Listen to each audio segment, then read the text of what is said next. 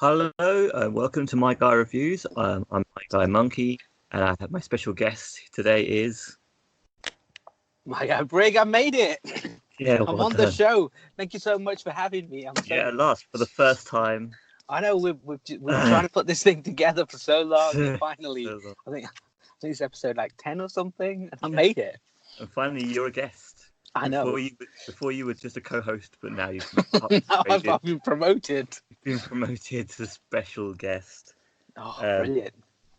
Yeah, we usually every week we talk about a topic. One comes in blind, the other knows what they're talking about. Yes. But this week we've got a topic that we both agreed on. But it's your idea, really. You wanted to talk about love, death, and robots. I have no idea what you're talking about. What is this? What is this thing? You made me watch 18 episodes, and you don't even know what it is. I haven't even seen one. Really? I don't even know the titles. I was relying on you. Yes. So this is a. Do you want to give a background of what the show is? Yeah. So usually we'll talk about a topic to do with media, such as movies, maybe one day video games, or books. The topic will cover a few different films that are maybe about across an actor's work or a director, and we just chat about it. One usually comes in blind, as we said, and the other brings the topic to the table. After that, we give a few mini reviews of what we've been doing or watching or playing, and then also a segment of what's upcoming and what we're looking forward to. Our topic for today, Love, Death and Robots, a series on Netflix, made for Netflix, I believe. Yep. Yeah. And I think the format is going to go that you're going to tell me the title. Probably you're going to ask me what I'm going to ask the title. Okay. Yes. Okay. It's quite normal. That's how it normally goes, and then I struggle to remember what it is. Yes. What it's about. And I think you wanted me to grade. You wanted me to give it a pass or fail. Fresh. I thought because what I'm finding is whenever we start to review and we talk about something, you sit on the fence too much. So I just thought, let's go for let's take Rotten Tomatoes, right? We'll just call it fresh or rotten. Either you liked it or loved it or simply hated it. So that's the two things I'm trying to get to. Yeah. I thought it was fresh. Spoiler there. We're done. We're done. We out. No, okay. 18 episodes done. Okay. Do you want to say what the series is about or anything, or just get straight into it? Well, I haven't heard anything except what I've actually seen. It seems to be, the premise seems to be different people, different animation makers have been brought together to make an episode each. There's 18 episodes. They vary in length. There can be maybe 5 minutes to 15 minutes, something like that. They can have any animation style that they choose, and they're aimed at adults. So yes, they are. It's very clear that they've got that in part of their instruction is that it's an adult animation, because they try to get some nudity and swearing in, or nudity and rudeness, or some such into every episode, it seems. And there's a lot of violence as well, graphic violence in this. Violence as well, but you get that in all anime, certain degrees of anime. But yeah, there is some extreme violence in some of them. And I'd say this is an anthology, so each episode is its own episode.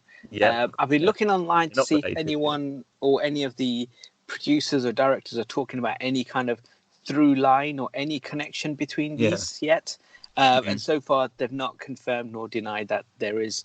But what would be interesting is if you can remember what your first episode is, because I was reading a lot about Netflix saying the ordering varies depending on whose profile it sits behind. Does it? So some people will get to see a particular episode as number one, while someone else would see a different episode as number one. So I was wondering if you could remember what the first episode was, because then I know which one I watched first. Okay, well, my one was the one where the three robots are on vacation, and I assumed Okay. that was the Yep. first one because I've only graded them in order. I've not even got the Perfect. titles. So No, that's fine. That's the first one I saw. So okay, good. someone was talking about their ordering being different. So yeah. So Okay. so we'll talk about them based on the order or whatever you've written down. We'll go through each one. Yeah. Quick note: the producers and the kind of like the people behind it is someone called Tim Miller. He did the very first Deadpool film, All right. the really small budget one, and then David Fincher, the guy who directed stuff like Fight Club, Gone Yeah. Girl, Seven. So Okay. Yeah. some incredible kind of like creative heads are sitting on top of this, and then Wow. like you said, it's pretty much just look, go away, make your own thing. A director, use whichever animation style or studio you want, almost, and let's make small episodes of this show. There's only 2 actors, real live characters, or people who appear in this. Everyone else is animated of some sort or CGI'd or Oh whatever you yeah. want to call Yeah. it. True. Yeah. That's just one episode where they had some live action. Yeah, But and that was directed by Tim Miller as well. Okay. Okay, so shall we start with the first one?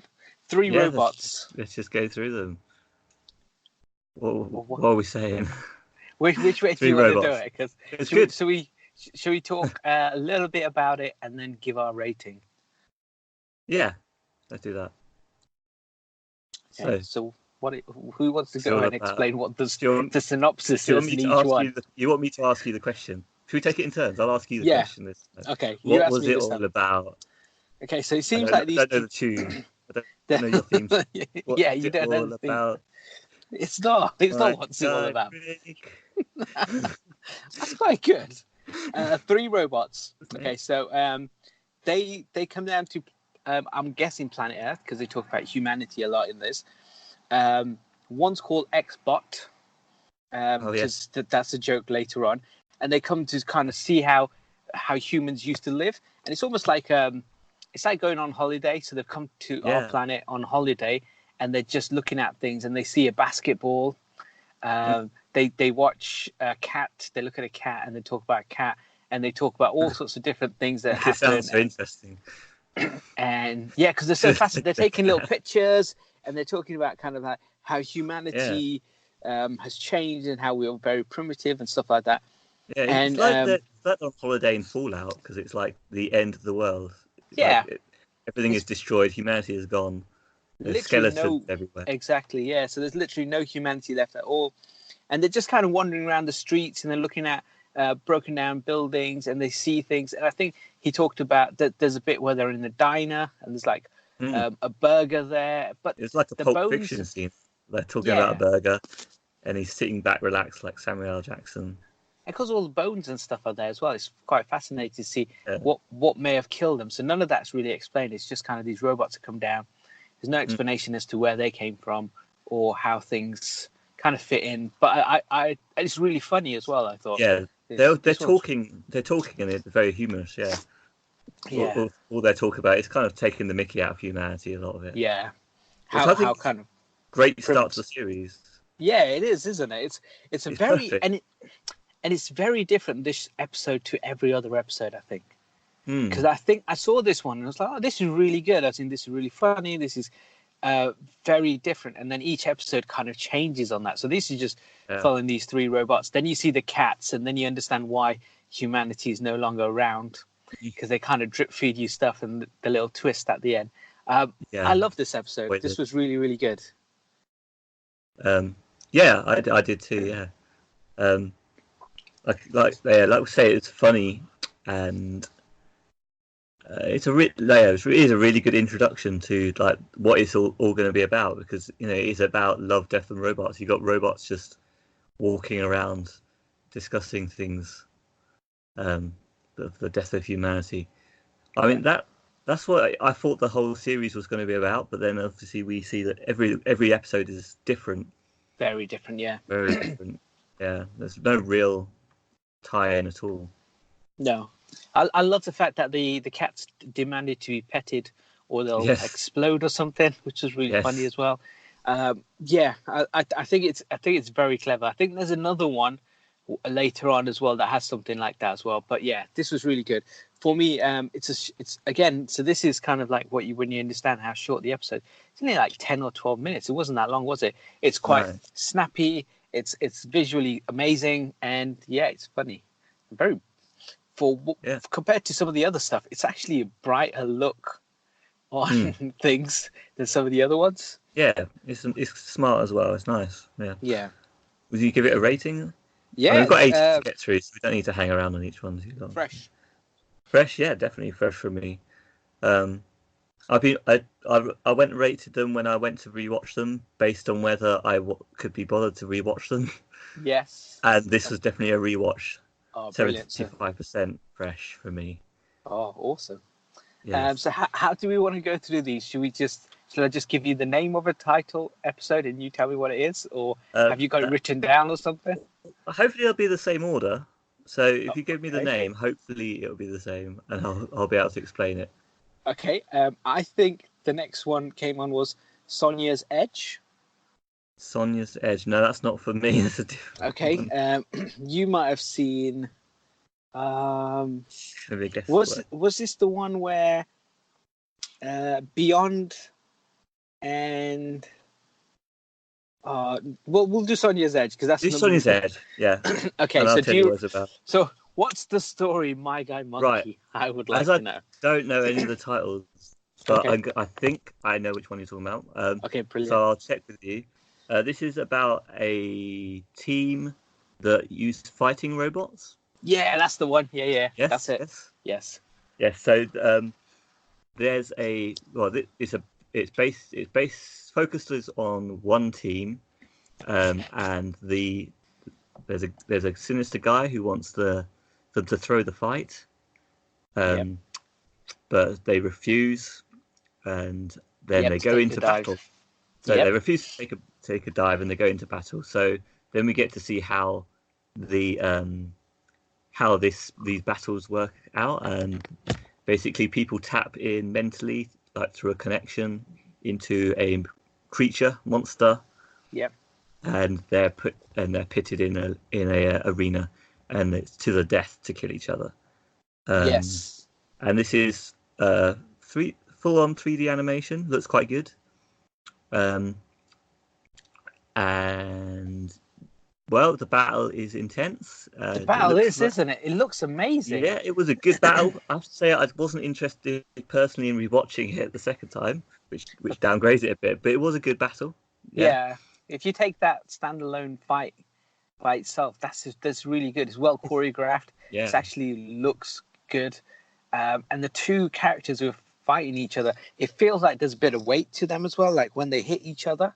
Yeah. Like sometimes you can watch something CGI, but it doesn't hit. Yeah. But when they hit each other, and especially when it takes the arm off, I think the arm did, but not the head.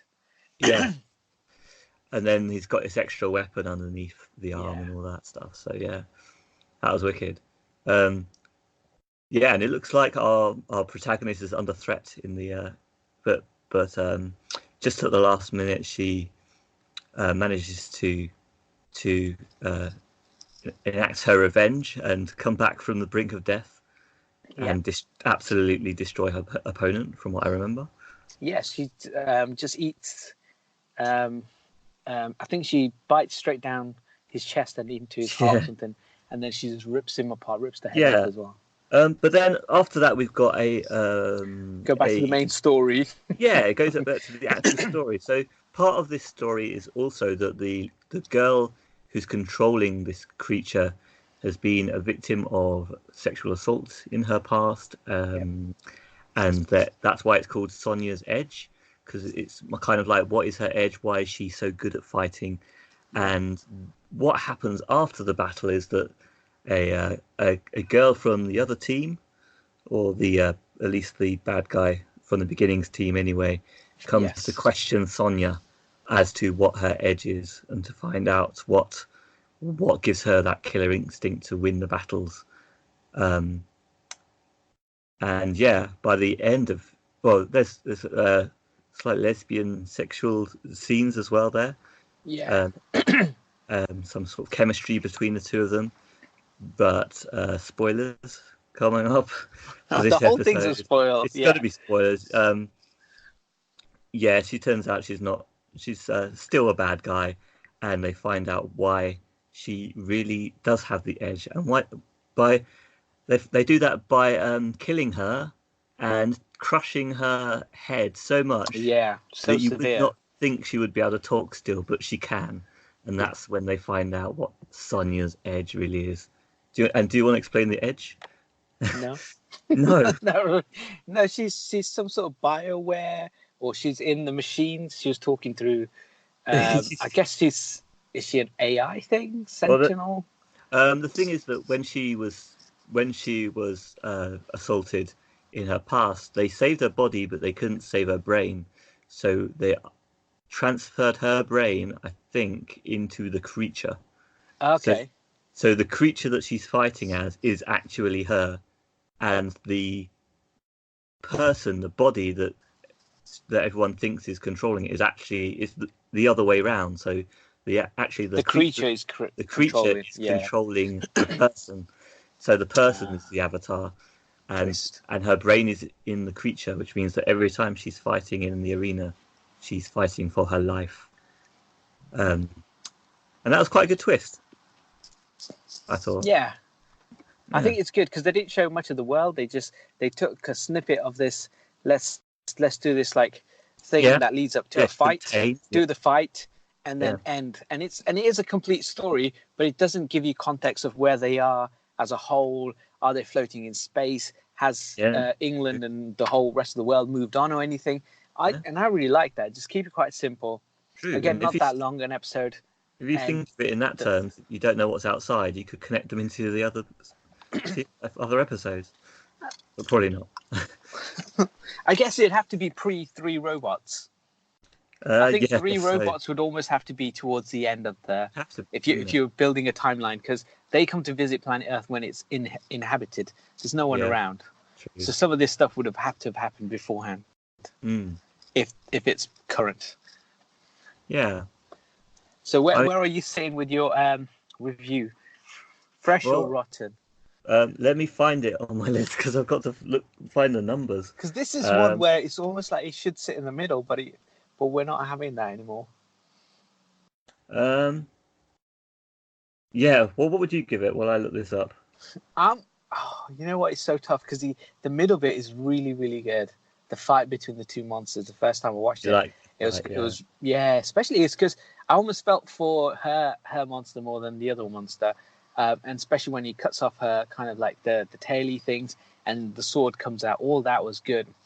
And then the twist at the end, but the start was quite boring. I wasn't really into it until the fight happened, I think. Yeah. But because I've only got 2 options, I'm going to give this one it's not as good as 3 robots though. Does it have rewatchability as well? It's one of those. Exactly. What are you going to give it? The middle fight is good though. It is. I'll give this a fresh. You know what? Fresh. Yeah, yes, good. Fresh. I'm glad you gave it a fresh because I gave it a rotten. You intentionally pushed me in that direction. Well, no, because when I rewatched it, I literally just skipped to the girl scene because I wanted to watch that conversation again. Yeah. So that bit was rewatchable, but I thought the whole I don't like them bringing up sort of rape as just using that as kind of a very standard girl background. They kind of misuse that a lot in media, so that put me off a bit. But it was good for the twist. But they could have just said assault rather than having to go for that. But it's just the fact that they misused that a bit. But I think when I watched it the first time, I have to say that fight was really good. But for me, action isn't. I'm more just in the conversation. So. But that's why you like Fast and Furious 1 and not any of the other ones. Yeah, exactly. Because that's the one with the least amount of action, and that's your favorite film. I don't even like that film. I hate that franchise. Okay, so what's next on the list? And it's your turn to pick one. Do I get to pick one for you? Okay. Yeah, if you've got the title, it would help because I've only got the title. You give me the title then, and I'll tell, and then I'll ask you what's one. Okay, so The Witness. The Witness. Oh gosh, I have to figure out which one this is then. Okay, you tell me what it's about, and then I'll know. Okay, so this one is a different animation style Oh, again. I know which one it is. I know. And it's the one where the woman wakes up and she looks Like out of her window and she yes. sees a guy, or what seems to be this guy's killing someone who looks just like her. And then the whole story is about her trying to run away from him. Yeah. And I don't think she sees that the girl looks like her, but he does. Or does she wake up? I think she wakes up. She sees him. I think you'll know the rest, but I think he sees the face of the girl that he's just killed when he sees her, seeing her, and he's like, they look just the same. I thought she recognized the person he's killing. That's why, as herself. Okay, I didn't. Because that's why she would run. Because why else? Seemed like her face was like behind the wall. She was down on the ground. I think she ducked down. Oh, no, the victim was down on the ground. So she just witnessed a murder, from what I could tell. Okay. And then she's running. And he's running after her. And she's like, he's running after me. He's a murderer. He's going to murder me. Exactly. But yeah, carry on. I kind of thought she's in her room or apartment. She wakes up. She sees herself through the window, and she's the guy killing her, but not the whole thing. But anyway, so that's two ways to see it already. So that's and this is the whole point of this episode. Yeah, it's so exactly. good. So she sees the murder or crime, or doesn't see it, and then she's chased by, or what she thinks is being chased by this guy, and then she goes through what is her daily job in the brothel and all of that, and then it comes back to the end of the day, where, spoiler, the roles have been reversed, and she's killing him at the end. And he now witnesses himself being killed by her.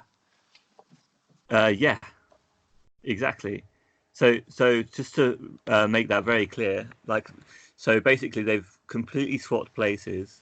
Now there's the guy who's in the apartment witnessing a murder, and the person that's killed someone is the girl that was trying to get away in the first place. Yes. And she's just shot the guy because she thought he was chasing her to kill her.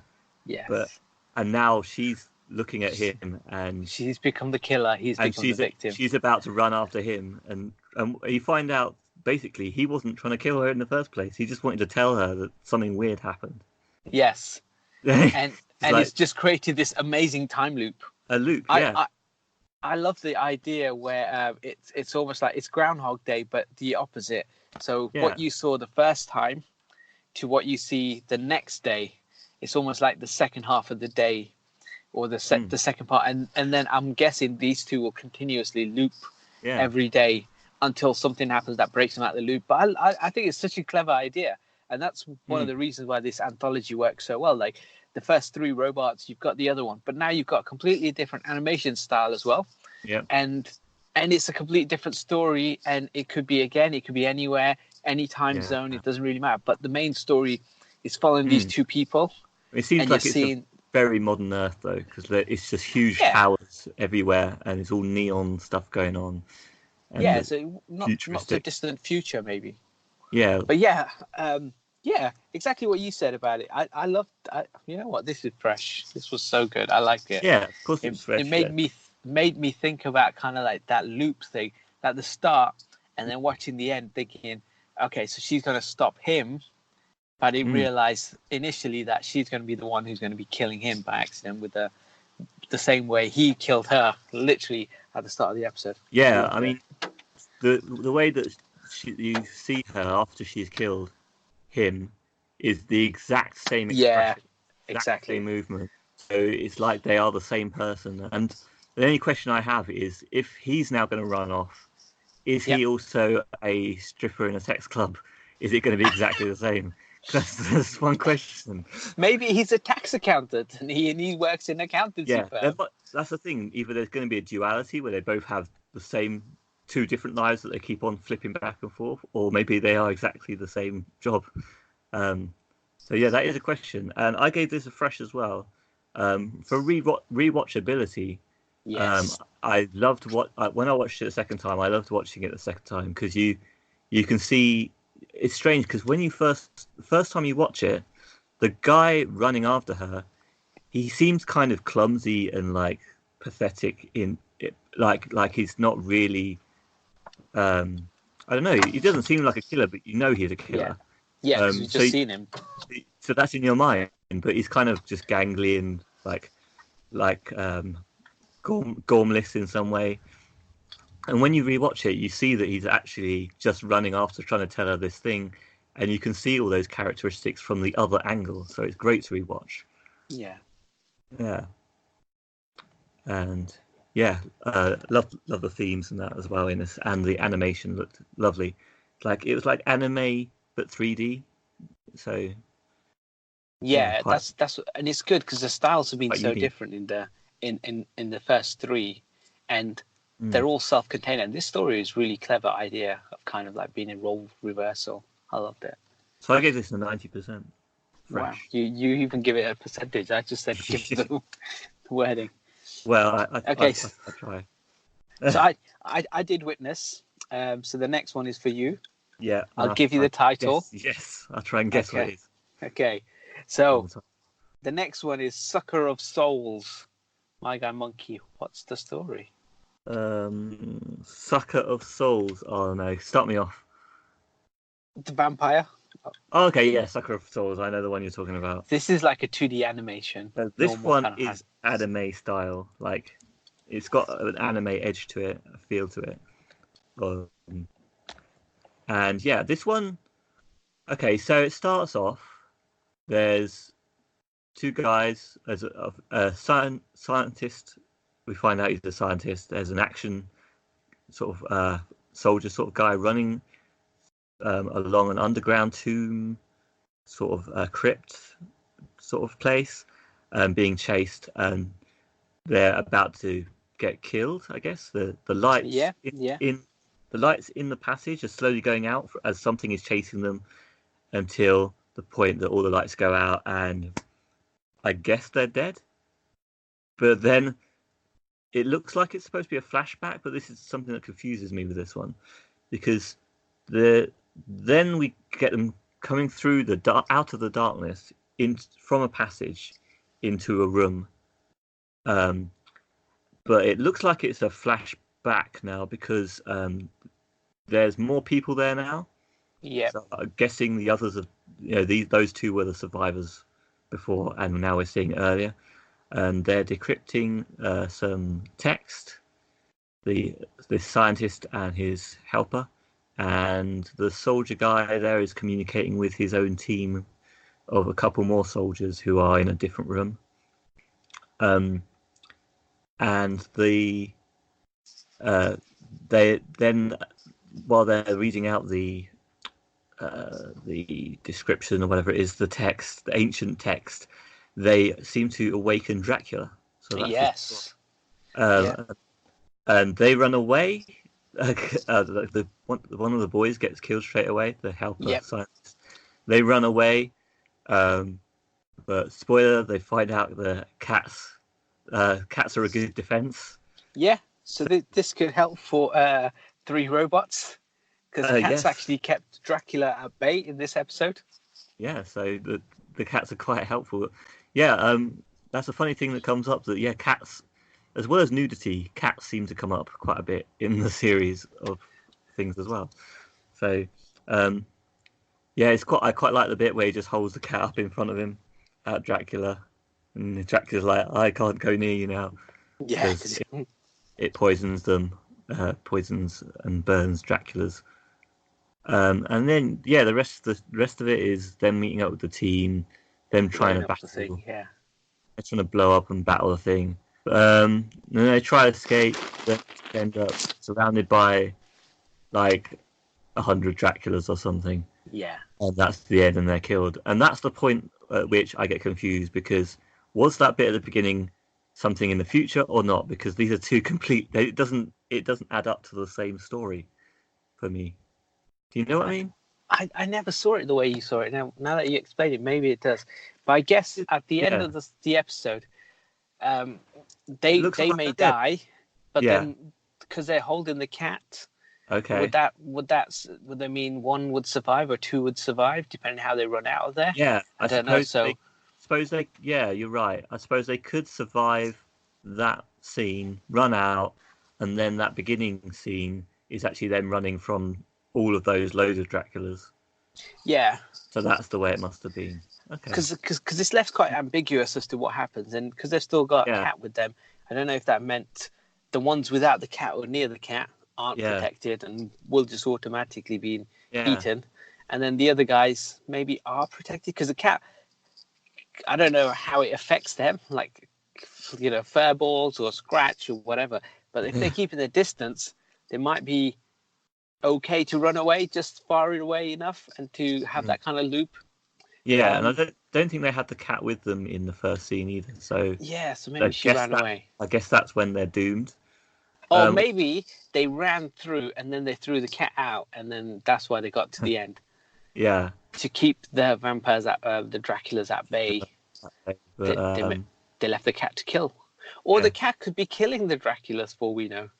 Yeah. And so they left the cat there and they ran. Or here's a twist: maybe the cats killed all the vampires already, and the beginning scene is them running away from the cats, who are out to kill humanity now. Yes, just like in Captain Marvel. What? Captain Marvel. Remember the cats? Oh yes, the cats. Yes, I know what you mean. She eats the Tesseract and she takes out Nick Fury's eye. Yeah. So Goose. It could be just like Goose. Could be tying into that. I was thinking more into the robot episode at the beginning. It's all be part of the MCU. It's all part of the MCU. That's the reveal. We brought it back. At last, it's discovered. It was all a teaser for the next phase. All these characters are going to be in Phase 4. Well, they are introducing Blade. True. So yeah, this could be Blade. The prequels interlude. That none of that's kind of, and I like the fact because it's such a short little episode. Again, they don't have to explain where they are, what they're doing.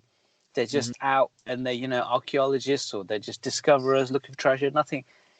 We have no idea what's happening in the real world outside of them, and they're just in this little caves or cave system. It's a good little episode. Yeah. I didn't enjoy it as much as some of the others. Okay.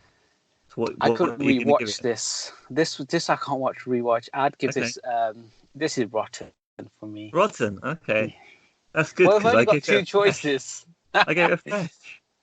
Surprisingly, I mean, because you're a sucker. Contrarist. No.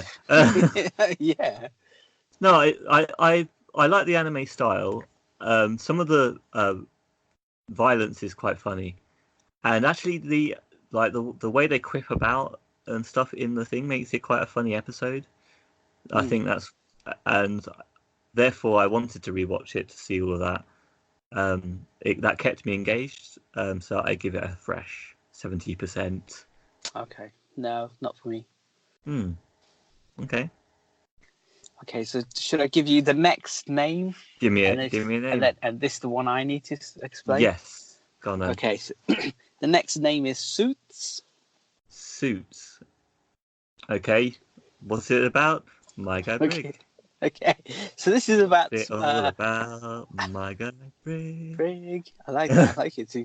It's about a small community of farmers. Okay. Oh, yeah. Another one. And they have to defend themselves from... What's it called? Suits. Okay. Because they're wearing mech suits. Yes, because they're wearing mech suits. Spoiler. Yes. Okay. And there's an invading kind of like insecto. I can't really describe it, but they're like insects coming through. It seems like there's some sort of force field or something, and after a while they crawl through.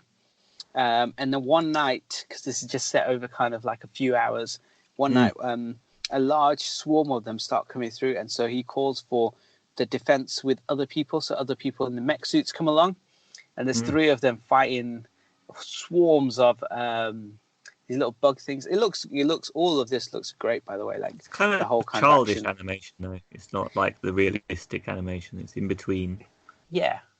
Yeah. It's a bit like Fortnite or yeah, I'd say more like Fortnite. That sort of kind of animation and look and feel. And then they're kind of shooting away, and then I think he puts a big grenade in the big thing, or no, she shoots the big bazooka-y thing into the mouth of the big insectoid, and it dies, and then they firm up the defenses at the end, and they're just kicking about. Someone and sacrifices himself.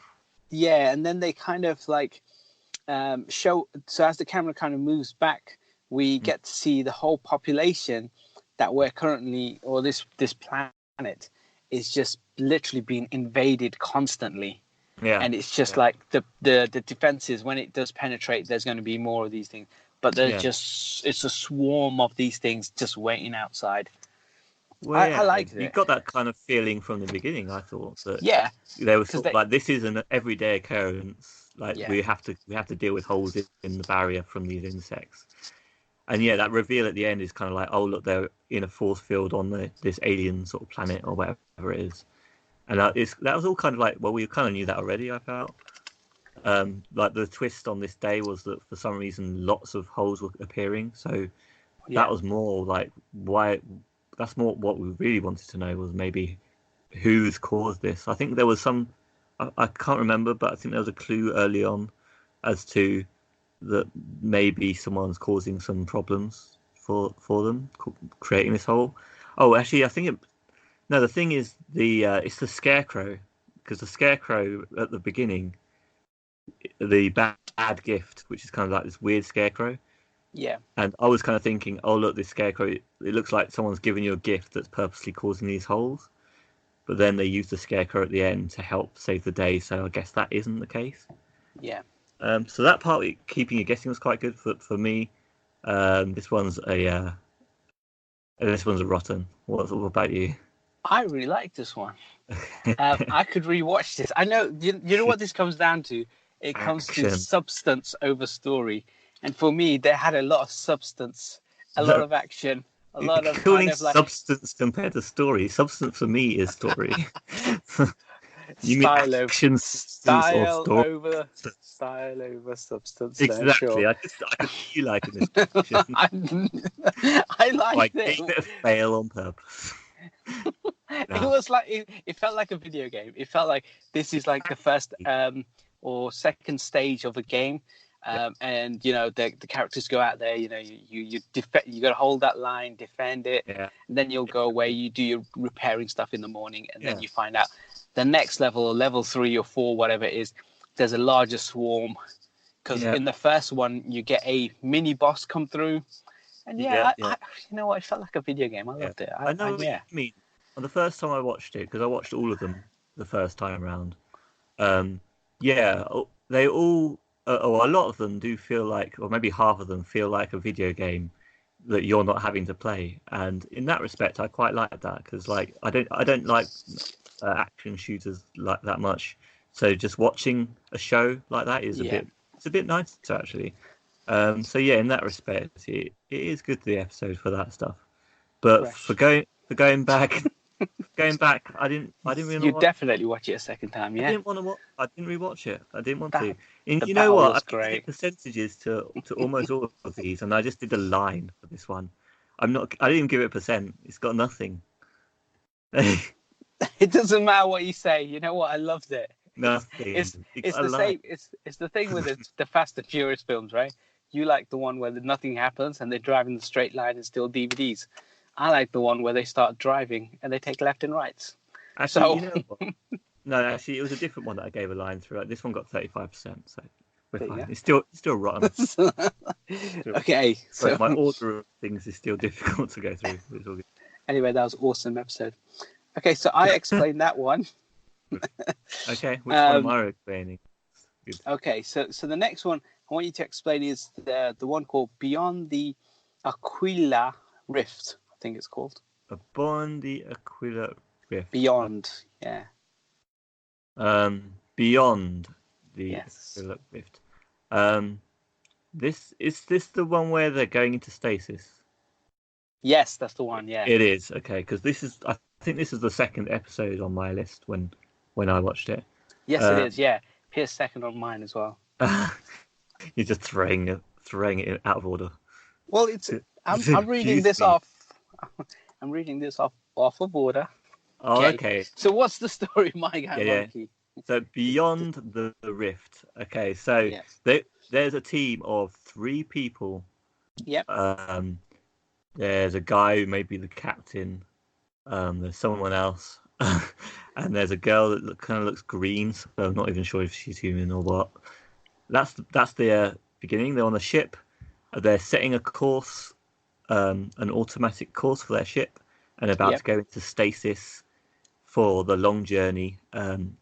Everyone knows what stasis is, I'm sure. It's where you get cryogenically frozen for a long journey, and then you're revived after that time to back to life to get on with things. So yeah, they're put into stasis. Then they come out of stasis. They wake up, and they're greeted by a team of people in spacesuits that they weren't expecting, and they've gone off course.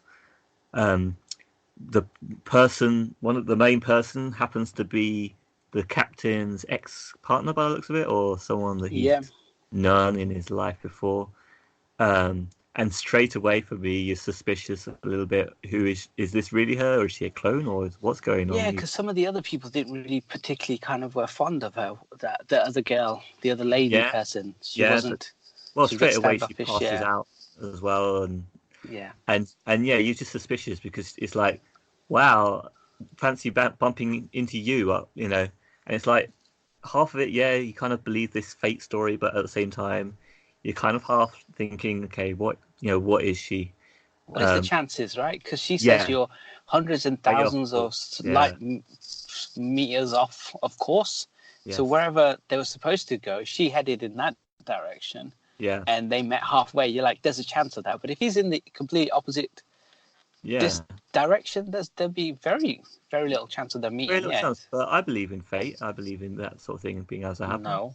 Absolutely beautiful. Fate of the Furious. Yeah.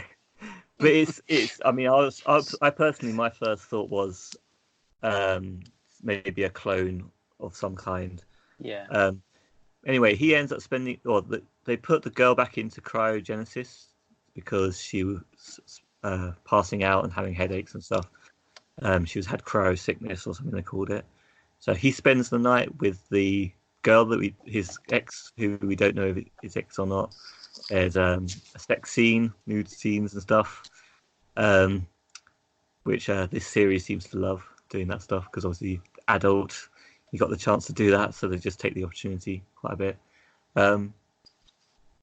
And then she reveals that they're actually even way further, of course. They're actually in a different galaxy now, which is pretty much impossible. If anyone that follows science knows that that's pretty much impossible in reality, and probably in most.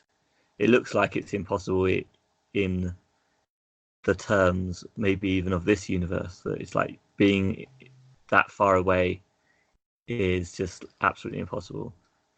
But he really wants to know why. But he wants to know who she is for real. As you say, they take the other girl out of cryogenesis again, and she's like, "That's definitely not her. That's definitely not your partner." Yeah, that's right. Yeah. And then he demands to know, okay, who is she really? And then you get the reveal. Yeah, and it seems like it's just some sort of alien kind of creature. Yeah. And he's really an old guy at this stage. Yeah, he's an really old aged. Guy. I mean, when the veil is lifted to see what the world is, he's like an old guy with a massive beard.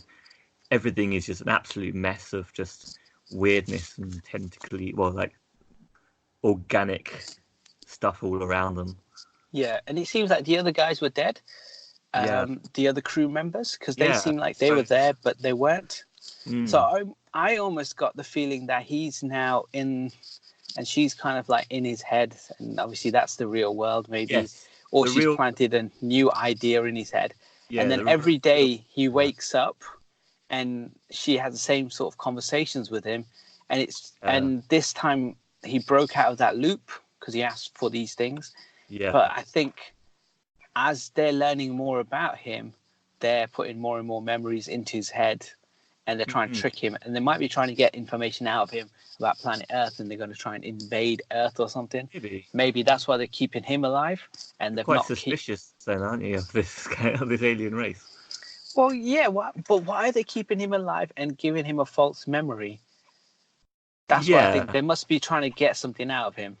Well, for me, I believe the spider monster story, which was that everyone ends up in the same place when they're displaced, and that she's gone through this many times, is what she says, of trying to just basically going into their brain so that they're hallucinating a world, and she tries to give them a nice life while they're there, but they don't like it. They want to see the truth.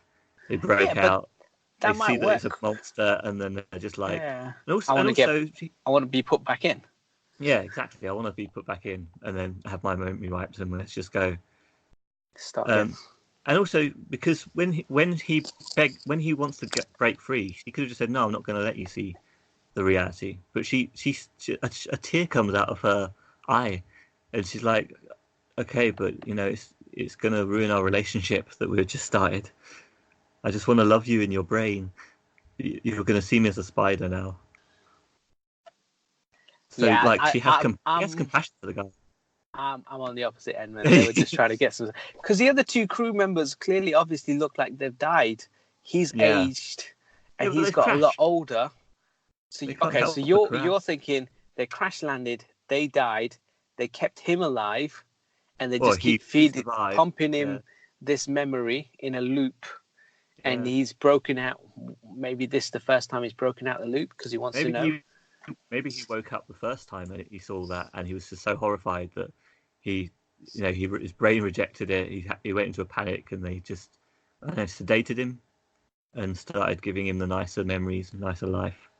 Tried to keep him in their own version of cryogenesis, where he was living in a brain world. Yeah, I'm on the opposite side. I think the aliens are there for. Okay, that's fine.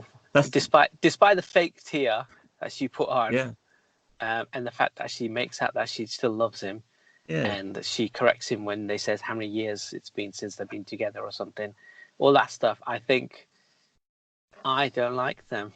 I don't like their motives because I think it's just an ugly spider monster that. If it's no that bad, no one can love the spider monster when they see him. If he goes crazy, you're just like, okay, but this is reality. Deal with it. Now, if he goes crazy, it's fine. Leave him to it. And you're not going to change my world just for you. I'm going to change who I am. They wipe their I think it would have been better if they kept his memory and said, well, give him a choice. You can stay in the Matrix. You can stay in that real world, or you can stay in the Matrix. Yeah, and I can be a hot girl, and we can sleep together. You can have, and you can always be that fit guy from that. Yeah. You've got a choice. You can, now. What do you want to do? And maybe he did make that choice already. We just don't know it. And he said, wipe my memory of the spider. I don't want to see it. I can't deal with it. Maybe after she forced herself on him the first time, then he saw the spider thing, and now he's in a constant loop thinking he's had sex with this spider thing. Yeah. If she never did, then he'd be like, okay, so this planet is just ruled by the spider, and it's never done anything to me. We can live together as normal people. It could be my pet. I didn't like this episode. But she just got a bit too intimate with him before telling him the truth, which was never a good idea. Exactly. So the whole thing was rotten for me. Rotten? This one. Yes. Okay. I need to find it on this one. It's the second one I saw, I think, right? So the spider thing cares. Yeah, spider thing cares. Yeah, you loved it.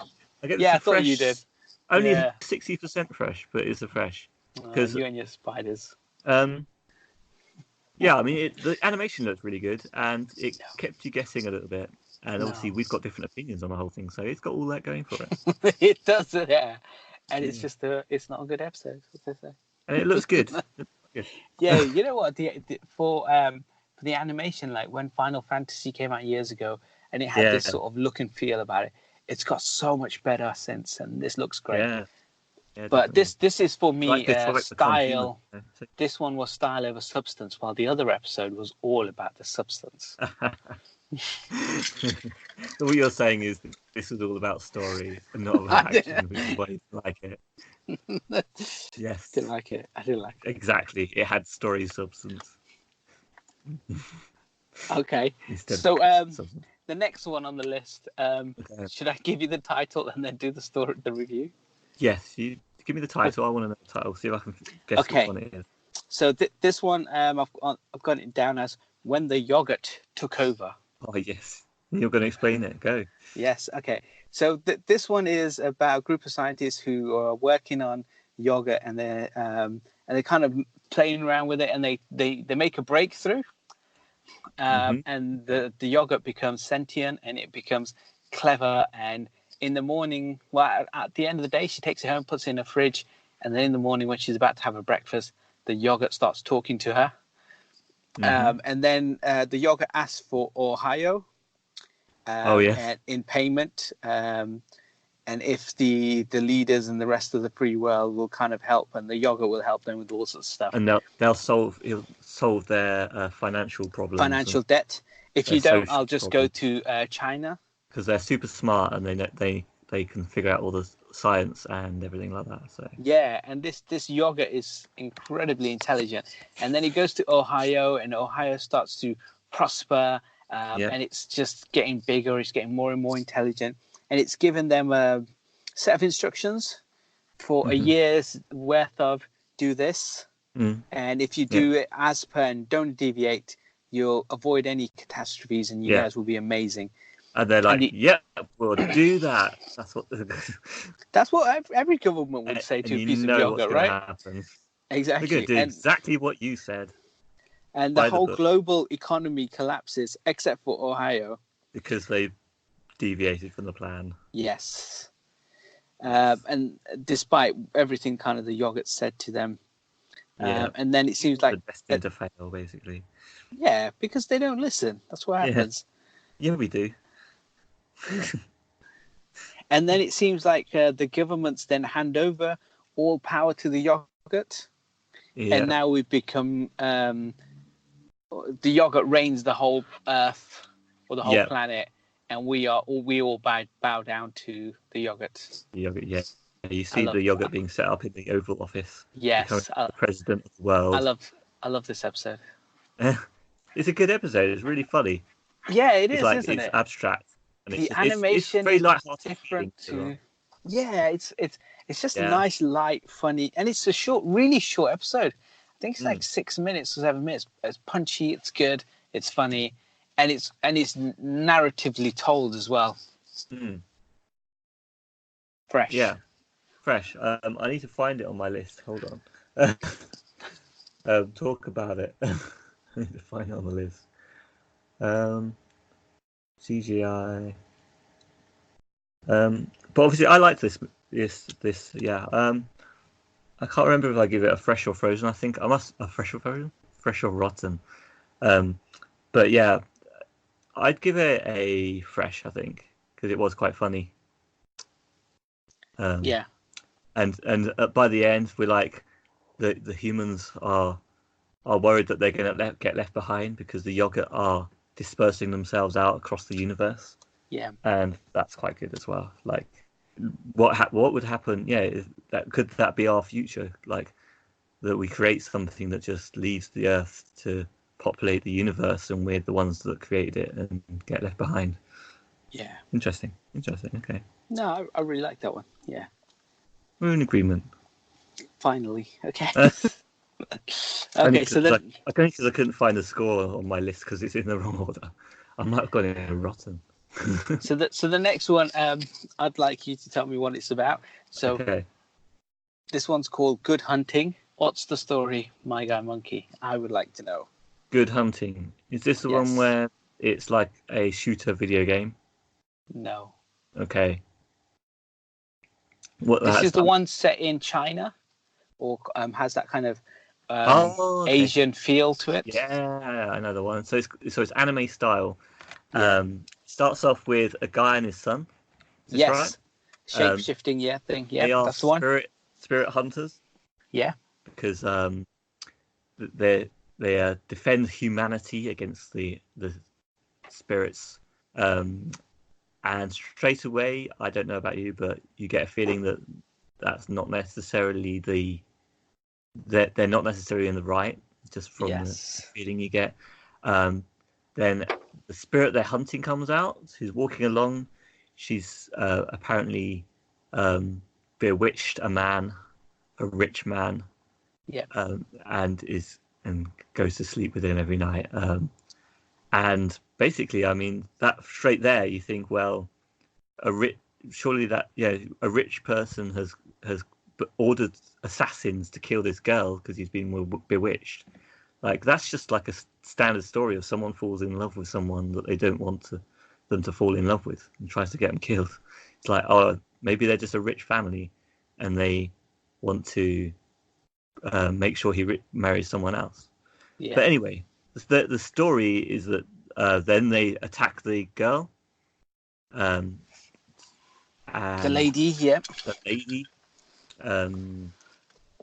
She starts to bewitch the boy. It seems like he's frozen in place. He's supposed to throw some stuff over her to stop her transforming something. But he doesn't do it straight away. So then his father has to do it in the end.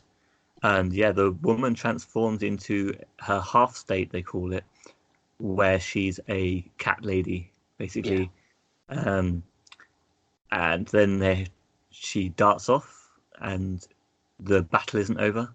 They chase her over the rooftops to, I think it's an abandoned church or temple or something. And the boy goes round the back where he meets, it looks like the lady's daughter, who is just a cat, jumps out. Yeah. But then she transforms into the half state, and then I think it's just the half state. So then she's the cat lady, and they have a conversation, and she says, "No, it's the wrong way round. We don't bewitch people. He just fell in love with her, and then our race, we can't stop hearing their cries once someone's in love with us. So we have to go to them every night just to keep them quiet." So it kind of puts the shoe on the other foot. Then Lady and Dad come through. Dad chops Lady's head off.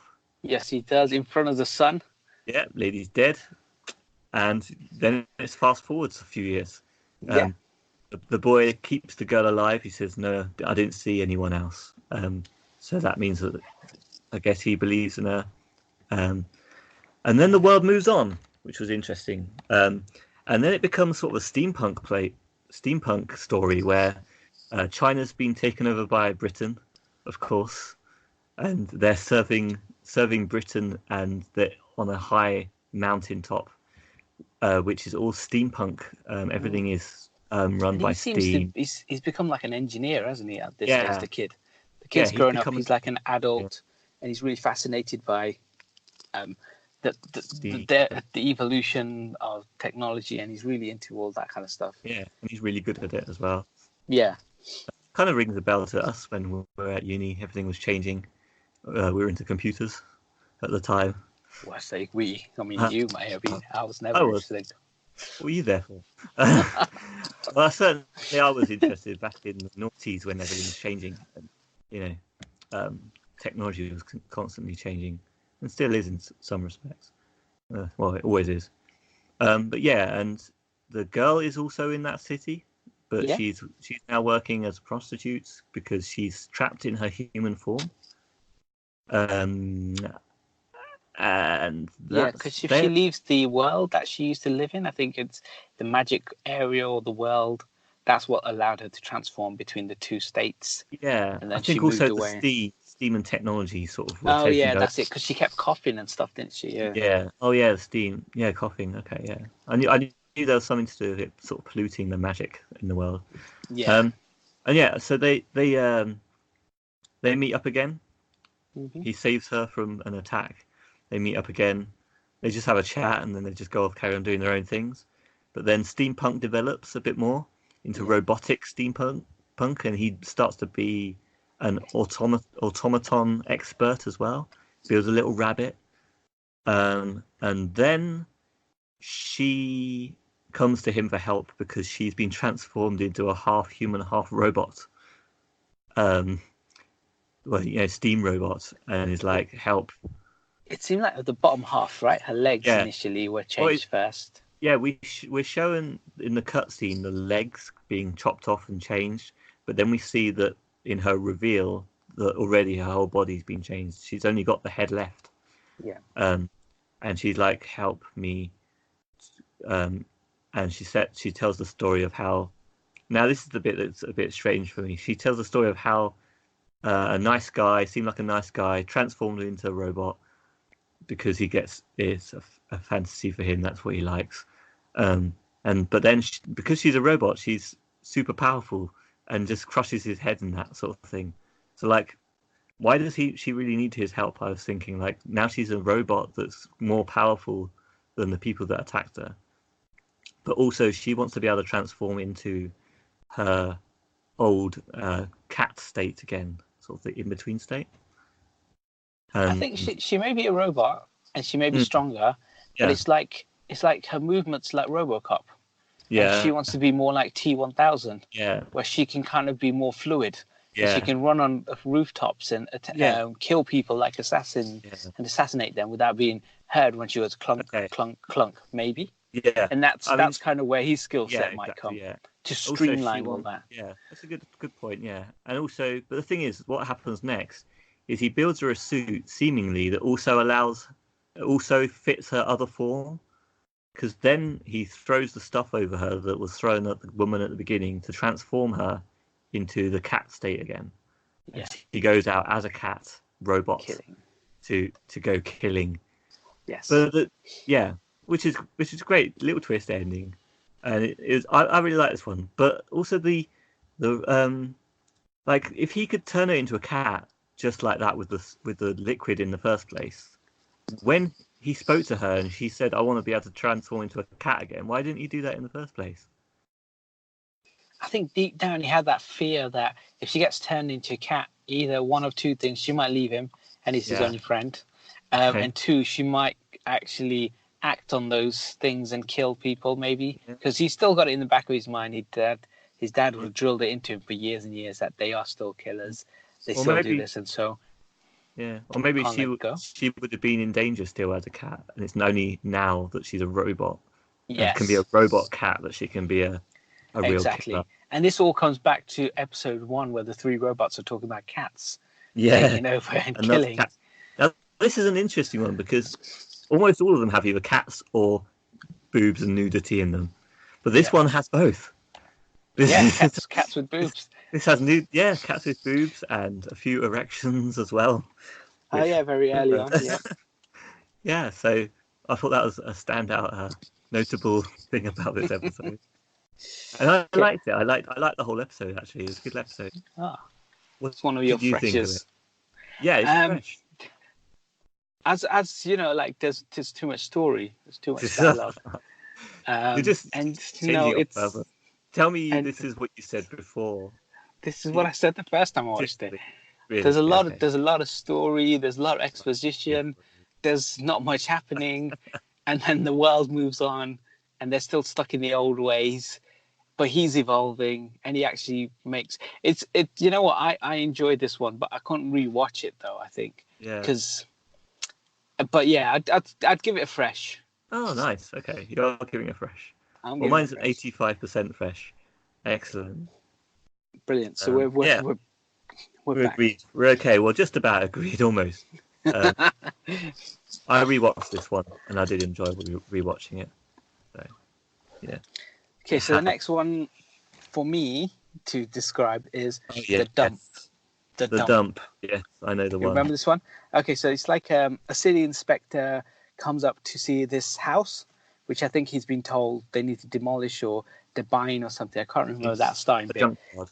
Yeah, and then the guy there, he starts to tell a story about this dump creature that came along, and it's consuming things around them, and it doesn't kill him because he called it his pet, and instead it kills other people there. So it seems like and then during that story, it kills his friend.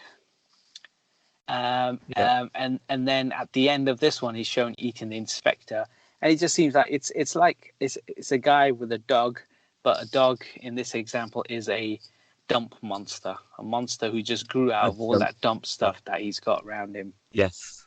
He's just a hoarder, and all that hoarding stuff has turned it into a monster. But he plays with it and he treats it like a pet, basically. Yeah, it's basically a giant dog.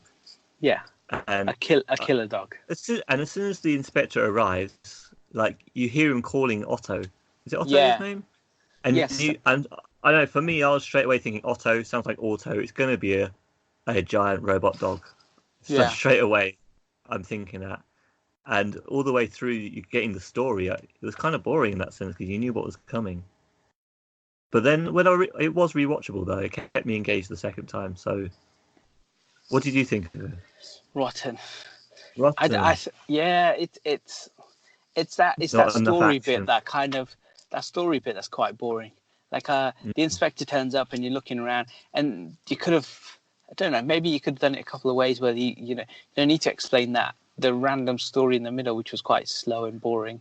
Yeah. Maybe the inspector comes in and it feels like he's being stalked all the way through, and then he gets to the guy and the guy says, "Oh yeah," and they then have a chat, and then it turns out that there is something else in the dump. But the thing that in the dump maybe pretends to attack the main guy, not the inspector. So the inspector runs away thinking he's free, and then he eats him at the end, and it's revealed that it was kind of like a ploy together. Like he never killed the old guy. It was just kind of like they were playing with the inspector. And that's pretty good. Yeah, slight horror twist on it.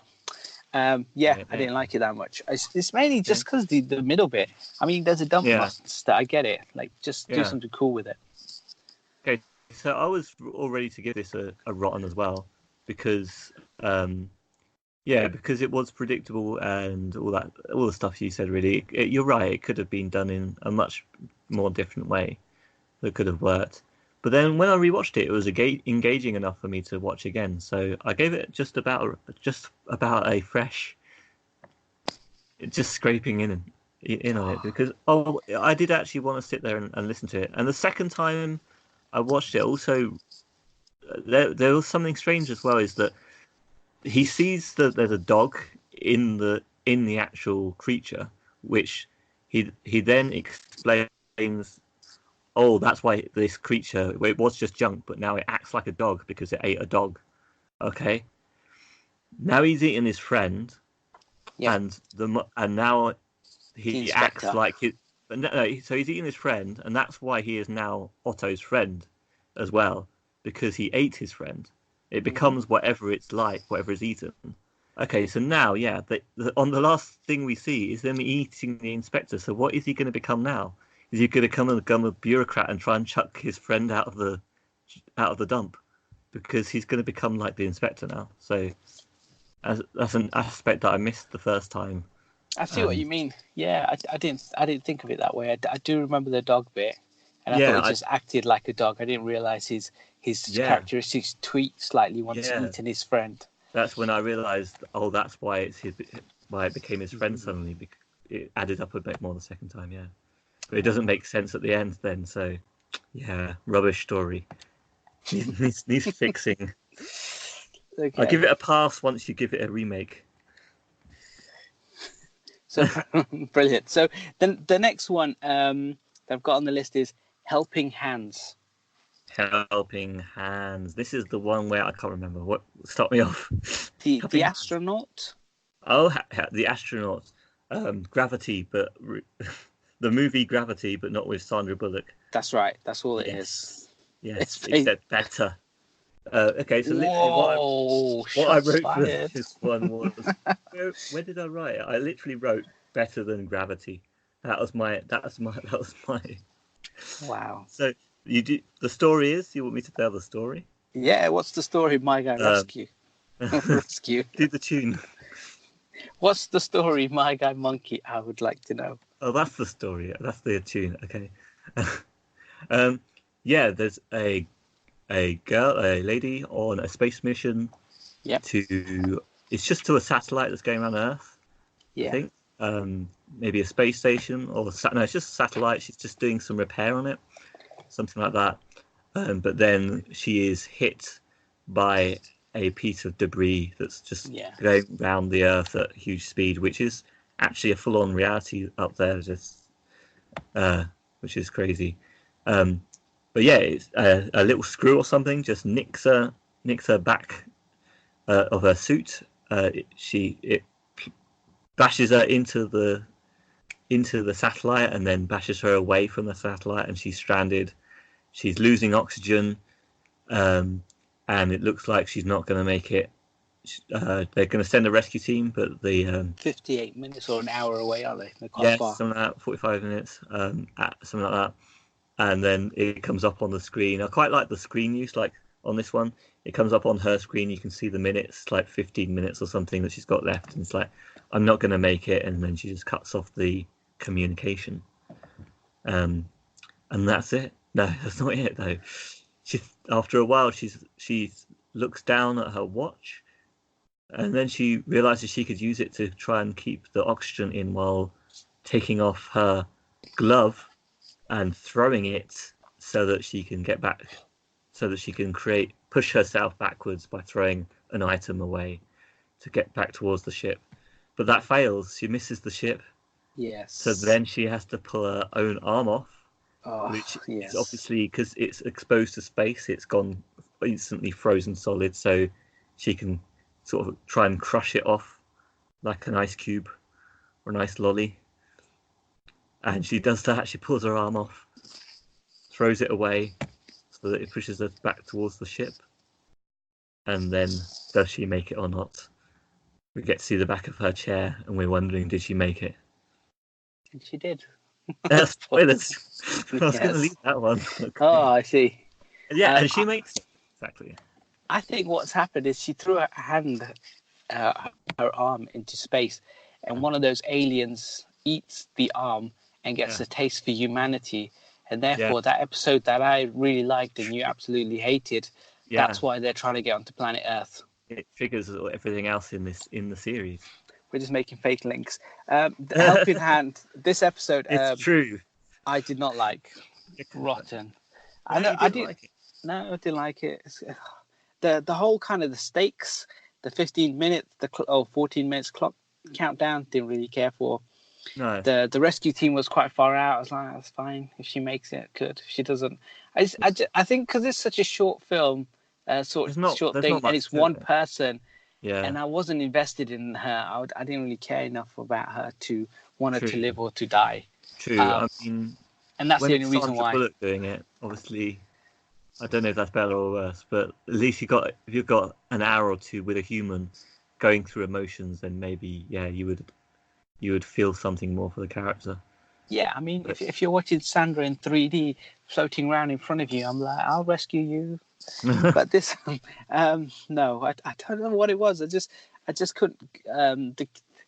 There's nothing wrong with her as a person, the character. It's just because you're not with the character long enough for me. I couldn't relate to her to be able to.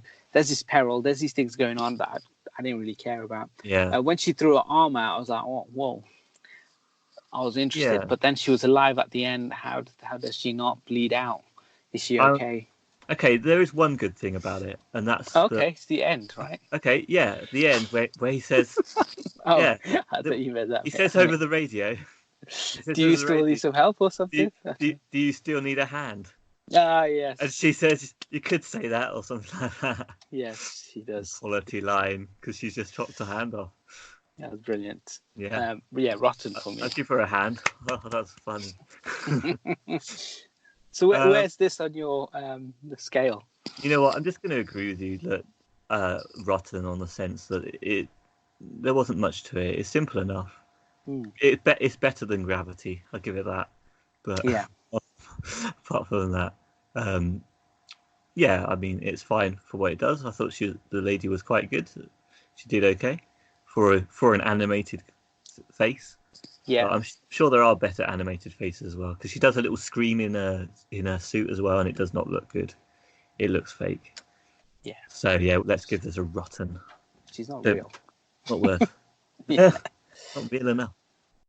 Okay, so the next one, the one I need to tell you about is one called Shapeshifters. Shapeshifters. Okay. I can't remember this one yet. Okay, so this all one, my guy Rick. Brilliant. So there's these two friends who are working part of U.S. Marines, and they are escorting like a convoy or something, and then they get surprise attacked by this convoy, and it turns out these two Marines have some heightened sense of environmental awareness. Yeah, and they're able to see things which are happening quite far away, or hear things which are even further stuff, or smell things, or whatever it is. And they stop the assault, and that whole start. I was right. Yeah, this is quite good. This is good. Yeah. Right? This is, and then they go back to camp and stuff. Yeah, it looks great as well. They go back to camp, and then one of the Marines goes off with another team, another scouting mission of some sort. And the other Marine falls asleep, wakes up, and hears kind of like shooting and stuff happening elsewhere. Yeah. And so he then goes, "Look, I need to go. Let me go. And they're like, "Well, we can't just let you in because, there's all this red tape." Anyway, so he eventually makes his way up to where all the noise and all the action was going. And he walks through the trenches and stuff, and he sees his whole unit mutilated, literally torn to bits, ripped apart, all sorts of stuff. And he makes his way through the thing, and then he comes up against two werewolves. Twist, he's a werewolf. Yes, Twist, kind of. And then there's werewolf on werewolf action, and then he wins at the end. And then he leaves the Marines at the very end. He goes, "This isn't my war. Yeah, this isn't for me." And he just walks off. I thought that was really good. I think you skipped quite a lot, but I guess you kept it shorter, which is good. Obviously, they have the conversation, like there's like a whole rivalry between like the fact that there's normal soldiers and they're called. Oh yeah. And they call them dog soldiers, don't they? Which is kind of a giveaway. Yeah, they're really spat down on. They really don't think much of them. They call really them animals. Yeah, the normal. What was I normal? The non-werewolf people really look down on these guys, and it's not their fight. It's not the werewolves' fight that they're going to do. They're doing the bidding for the people. Yeah, it's the people who are really in the wrong. To be fair, the Marines are not the Marines, but the people who put the Marines out there in the first place. They're the ones to blame anyway. So, yeah, there's a real classful war here. Even though they need the werewolves because of their awareness and everything they can bring to the table, but all the humans really don't like them. It's just apparent. There's this whole racial divide. Yeah, definitely. So they're using the werewolves, but the soldiers aren't too keen on them. No. The thing that confused me with this one is that fight, the werewolf fight. Okay. When they transform, I found it hard to figure out who was who as werewolves. Feels like a grey werewolf. Yeah, but he's a different coloured werewolf. Yeah, but two contrasting colours. But it looked like the other guy came out as white, and then the next one comes along, and I'm like, who's this extra werewolf? And I was confused by all that. I think I've only just figured out now who that was. They're okay. Well, I thought they were different coloured, and I was able to follow. Yeah, the whole fight. You like action a lot more than me. Exactly. I was going to say because you're more used to that. It's the same as when people tell me they can't tell the difference between one Transformer fighting another Transformer. Yeah, I can. It's not that difficult. I understand they're rubbish films, but when they actually fight, I can see what's going on. I can follow it, and I think this is your same situation. For all you knew, it was Optimus Prime fighting Optimus Prime, but there were two different. There was three. But they're all different. They all had different colours. And one was winning and one was losing, and then. But I couldn't tell you if it was the good guy or the bad guy. The good guy wins at the end, right? Not that they're even good guys or bad guys. They're just recruits. Yes, exactly. They're there to do bidding for other people. Yeah. So do you know who the third werewolf was then? He's like an older werewolf. He looked like because he came in and he was white coloured or grey coloured. He was completely different colour to the other two. So it might have just been as you get older. Yeah. If you, it's the same thing in dogs. Like if you're a black lab, a brown lab, as the lab gets older, they will have grey hair or white hair, And the same thing may appear to werewolves, where you might have been young and you have brown, luscious locks, and then as you get older, you get white stubble, you get white hair. And the other dude just seemed like someone who's a bit older, and he's more because he seemed to control the other guy, and he was able to go, you attack, or you come in, and I'll come in and stuff. And he was calling the shots. It seemed like. So it seemed like he would be the older one, and he'd be the one kind of giving the instructions or the stuff to say, you do this, I'll do this, that sort of thing. Yeah, this was really good. I really enjoyed it. Loved it. Yeah, fresh. What did I give it? Well, yeah, I think it was fresh. It looked good. Told a good little story. That's it. Okay. So the next one... I thought there were cyborgs at the beginning, though. I thought they were going to be... Yeah. No, I always got the heightened senses and stuff at the beginning, and it's called Love, Death, Robots. I'm expecting robots. Oh, I see. So you didn't assume there would be normal werewolves? No. Flesh and blood. It took me a while to figure that out as well when I watched it the first time. I mean, it's pretty straightforward to follow. Cool. So the next one is for you to explain to me. Okay. What's the story of My Guy Monkey? Fish Night. Fish Night. Yes. I think I know the one.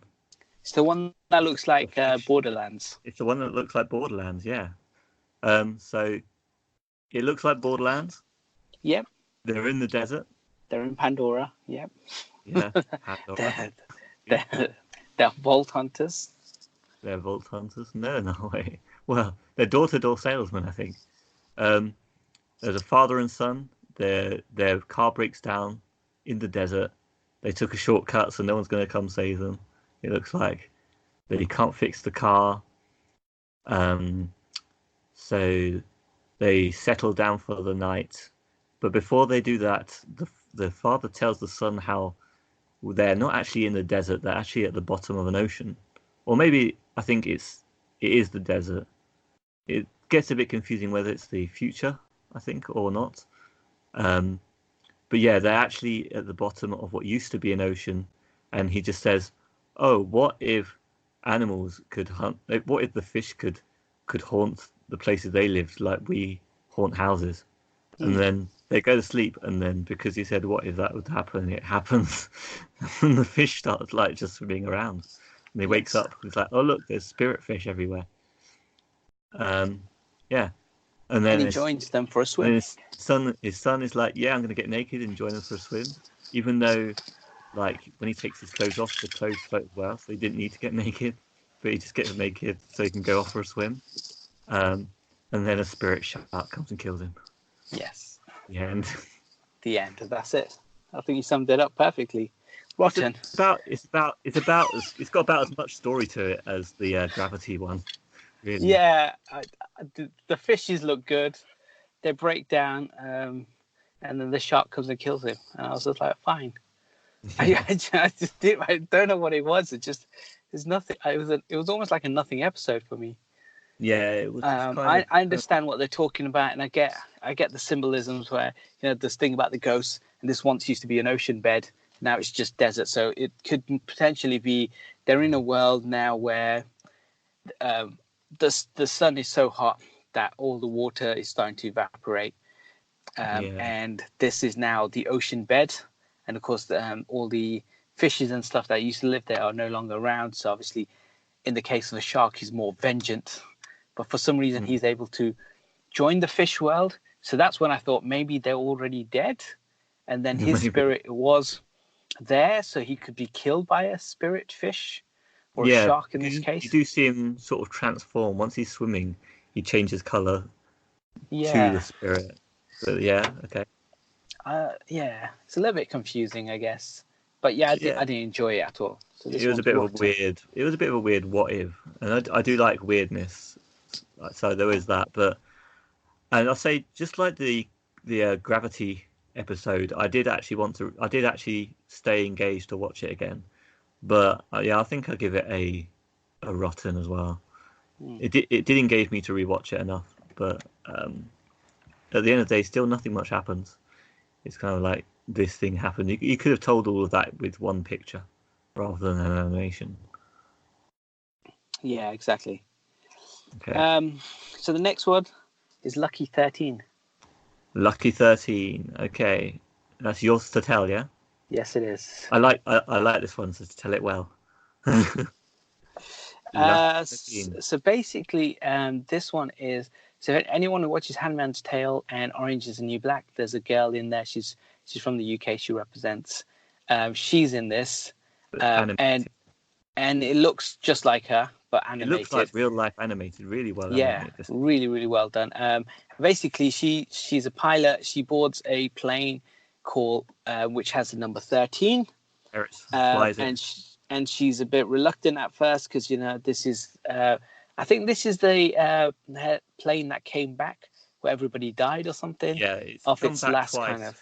Everyone had died and it still managed to survive and come back. Yeah, and called it Unlucky 13 or Lucky 13. Or Lucky 13. And anyway, so she goes off for its first kind of mission. They get flanked by like enemies, and there's these Marines. She tells them, get back in the ship. As all the other planes get destroyed. Yeah, as everything else around has been destroyed, blown up. They're the only kind of surviving troops.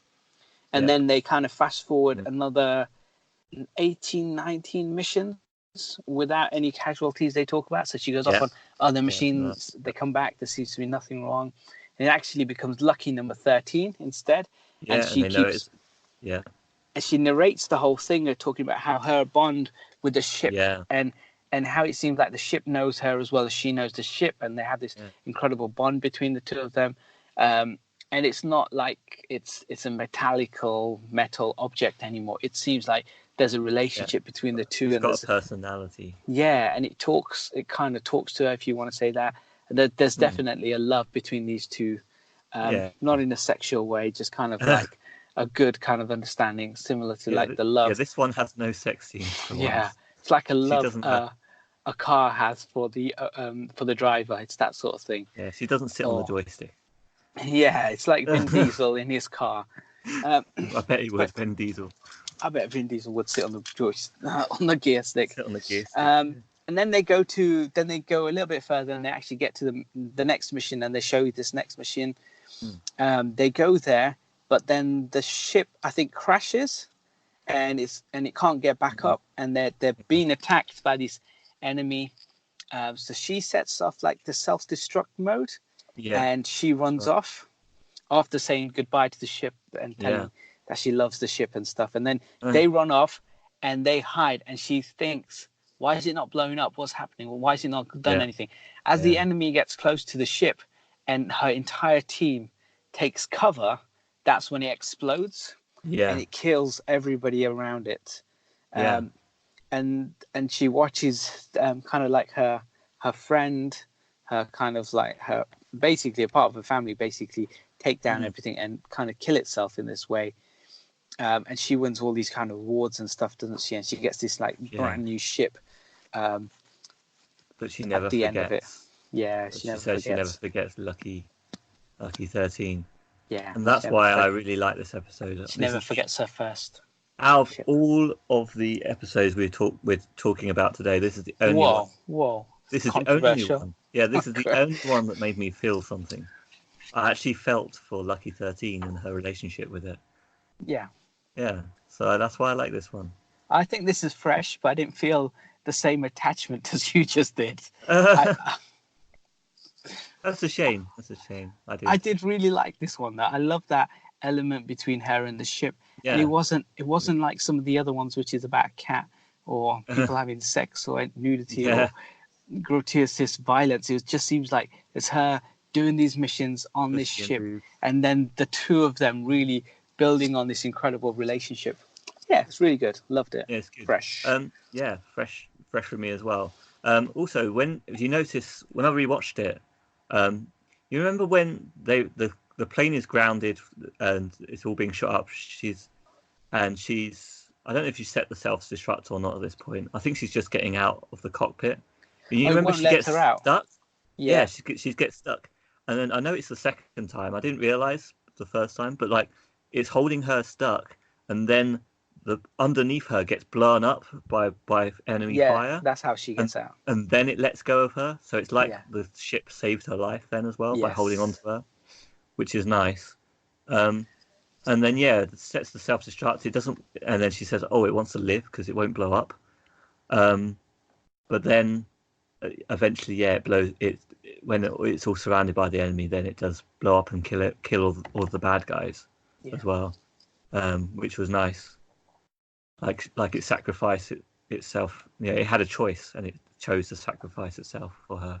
I can see why you like this episode over all the other episodes in the whole franchise, because you love the Fast and Furious films, and you have affiliation with all kind of mechanical vehicles. So, well, now this would be the next evolutionary step from cars to airplanes, and so you feel for it, right? Hate that series. I hate love it. I even hate war films, well, not war films, war games and all that sort of thing. But still, I liked this one. Like, it wasn't about the battles; it was about this relationship. Yeah, so, I liked it. I liked it as well. I think I gave it 100%. Who did? Me. Yeah. So the next one for you is, what's the story, My Guy Monkey? Zemo Blue. Zemo Blue. Yes. Okay. This one I only half rewatched, so that tells you about whether it was engaging or not for the second viewing. But this is about an artist. Yeah. And we get told the story of the artist who started out as a portrait painter. We get to see him in portrait paint. But it wasn't big enough for him. He wanted to do something bigger. So he starts painting bigger pictures and of the universe, and I guess thinking about the universe as well, like philosophy and things. And he gets real famous because of it. He gets bigger and bigger, but then he draws a small square in the middle of one of his paintings, which is a small blue square, which he calls Zima Blue. Zima Blue. And then slowly all of his pictures gets that square in the middle getting bigger and bigger and bigger until he's just producing pictures of giant blue squares. That's what he's producing. But he's still famous, and people are like, they're still enamored by his abstract weirdness that he's done there, in his search for truth in the universe, I guess, and artistic stuff. But then we've been told this by a woman who is a reporter or something. She's on her way to interview him because he's got his next piece. He's now a solitary, living on an island or something. He's become a recluse. Yeah, pretty much. And he's working on his next exhibit. Major project, And he's building a swimming pool. And he's like, this is my next project. And then he tells her a story of why he's making this swimming pool, and he tells a story of a lady who built machines, and one of her favorite machines though that she built was a pool cleaner. So it just goes around the pool, cleaning the edges of the pool. So that's why he's building a swimming pool. But then the lady decided to give the pool cleaner the ability to see in full color. And then basically the story goes that the AI that was controlling that was probably pretty amazed by being able to see color, and evolved its AI, and then different owners took over and added different parts to it. Evolved its AI again, gave it different limbs and stuff to do different work, and then the reveal that slowly built up into becoming the artist that we're talking about. So the artist actually started out as a pool cleaner, and then we see the final exhibit. He jumps in, everyone is there watching, like he's got an audience now, and the camera crews and media and everything, and he just he just disrobes and dives into the pool, and then just lets go of all of the pieces. All of the pieces of him just fall apart, come to bits, and is just left as the original pool cleaner that he started out as. And he just goes around cleaning the pool. I think you missed just one bit. You know, the blue colour is significant because when she did the thing, that's the first thing he ever saw. That's what that square. Yeah. The first colour you would have seen would have been that tile on the tile colour of the swimming pool. Such a good episode. Yeah, you like this one? I love this one. I think it's it's bittersweet, right? So as a robot, as he was before, where he was just cleaning, he had no concept of anything, and then we started to feed him stuff and give him information. Yeah. And making more and more advanced, and he realized, you know what, there's nothing here in these worlds that it kind of truly will interest me or elevate the whole planet or whatever, make them think to get them to the next step. That, you know what, I'm going to just chuck away all these stress, all these things that are around me, and I'm going to go back to the one thing I loved doing, which was the very first thing and what I'm programmed to do in the first place. So I think it's very loved it. Yeah, I really like to the human experience of For me, this is better than falling in love with a helicopter or airplane. Yeah, I mean, for take that, when you reflect on it. Yeah, of course. When you reflect on it yourself, I don't say the episode itself is emotive, but I do say relating to it. It's very good. In a sense, it's relatable for a human in our search for truth and release from our problems and overcomplications of things. So he just realizes that in all his search that he just wants to go back to that sort of simple state, maybe like the soul state, where you just have enough to exist and enjoy existing. Yeah, that's quite good. I gave it 80% pass. Wow. Yeah, really fresh. I really liked it. I think it's clever. I think it's very kind of based on what currently society is and how we as a people may have evolved, but actually going back to basics is what would make most people happy. Yeah, definitely. If not all people. But yeah, it was a great episode. Yeah, I agree. Yeah. So the next one is for me. Yeah. Okay, so this is Ice Age. Okay. Time for jingle. What's it all about? My guy Brick. Brilliant. So this was directed by Tim Miller. So this is the guy from Deadpool and one of the main people behind it. And this is the only one that's got live, real people. So it stars Topher Grace. Oh, okay, that's fine. Yeah. Mary Elizabeth Winstead. That's 70s show, is it? Is that the guy? Topher Grace, yeah. And Mary Elizabeth Winstead is from 10 Cloverfield Lane. Okay, yeah. She's also going to be in the new Birds of Prey film. She was also in Scott Pilgrim. Okay. So that helps. I mean, they make a great couple, those two. It's about these two. Not enough sex in this one, though. There is just the one. Why are they not doing it? Why aren't they doing the real people? They move into a house and they see that there's a refrigerator there, and they celebrate by having some wine, and he wants to have an ice cube with his wine, and so he gets some ice out of the refrigerator, and then what they find is when they open the ice, there's like a mammoth, a full size, ice size mini mammoth, and then they do some digging around in the freezer, and they see that there's a whole civilization developing within their freezer, and it's going from like medieval time to industrial revolution to modern things like that. So after a few minutes, it just seems like their evolution is so quick, or our time, the way our time travels, 1 second in our time could be 10 years or something in their time, so, or whatever it is. So it's the very typical story of when, like, a mini universe, isn't it, really? Yeah. So their time constraints could be 1 year could be like half a second.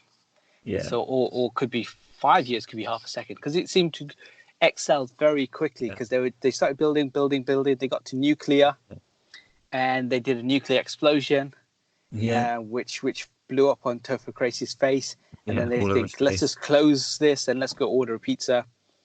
After eating the pizza, they open the freezer thinking, what the hell's going to happen now? And they've got to the point where civilization is built like really futuristic stuff. And it seems like, it's all... and it seems to be evolving so quick that it does like some sort of energy beam or singularity or kind of like a black hole or something. It just all disappears. Yeah, it seems like humanity, or the mini humanity, has become a singularity and what would you say, evolved, enlightened? Yeah, ultimately, yeah. Well, yeah, enlightened would be a good way of putting it. And then word, I think, but... they completely disappear from the freezer. So, they think, oh, let's just unplug the refrigerator. We'll clean it tomorrow. So while they're having breakfast, they open the freezer now, and they see that the time has gone back to time has gone back. It's now prehistoric time. And it's very primitive, and you see a T-Rex running towards one of the primitive, and he starts to eat them. Yeah. So I kind of think of this as what they saw originally was the way the world looks like now, but really would have happened millions of years ago. Maybe got to the point where that current race got so advanced that they left this planet. Yeah. They left the planet, and they are now elsewhere in the universe doing whatever. Eventually, this planet then had its ice age and had all of that, and then life grew back again, and it started from scratch, and that's where we are, and that's where the dinosaurs start, and that's kind of like the very first. We always think of dinosaurs and all of that as the very beginning. Yeah. Well, if you watch the show, they kind of started from. They show the mammoth, but when they actually open the freezer, they're so much further ahead. Yeah. So I think this is we're currently in the reboot. Something's already happened, and they've already left the planet. Yeah. And they went away. So maybe what happens is after a while we destroy all of the Earth's resources, and if at that stage the human race is advanced enough, we leave this planet and go off elsewhere. This planet then gets reset, and eventually life regrows back on it. Yeah, I saw it as just a cycle, and more addressing just the fact that when the sort of nuclear bombs go off, that's us now. Yeah, that's the state we're in.